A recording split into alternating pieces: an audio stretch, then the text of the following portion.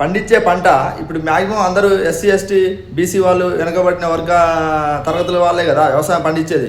మరి అలాంటప్పుడు వ్యవసాయం వాళ్ళే పండిస్తారు. నువ్వు మరి అన్నం తినకు, వాళ్ళందరూ పండిస్తేనే నీ ఇంటి దాకా వచ్చింది, నీ నీ ప్లేట్లోకి అన్నం వచ్చింది. వాళ్ళందరూ కలిస్తేనే ఇంతమంది రకరకాల కులాలు కలిస్తేనే నీకు అన్నం నీకు చేతిలోకి వచ్చింది, నువ్వు ఈరోజు తింటున్నావు. ఇంతమంది పండించే పంటను మరి నువ్వు ఎట్లా తింటున్నావు? ఓకేనా? అసలు ఈ రోజుల్లో కూడా ఇలాంటి ఫీలింగ్ ఏంటో నాకు నిజంగా చాలా బాధ అనిపించింది ఆ సిచ్యువేషన్. విషయం ఏంటంటే మొన్న ఒక అన్నుండు తెలిసన్న, మేము సిటీలో ఉంటున్నాం, సరే సహజంగా వాళ్ళు ఇండ్లు ఖాళీ చేయాల్సి వచ్చింది. తమ్ముడు రూమ్ చూద్దారా అంటే వాళ్ళు ఎస్టీ వాళ్ళు. అయితే ఆయన ఎస్టీగా పుట్టడం ఆయన తప్పు కాదు కదా.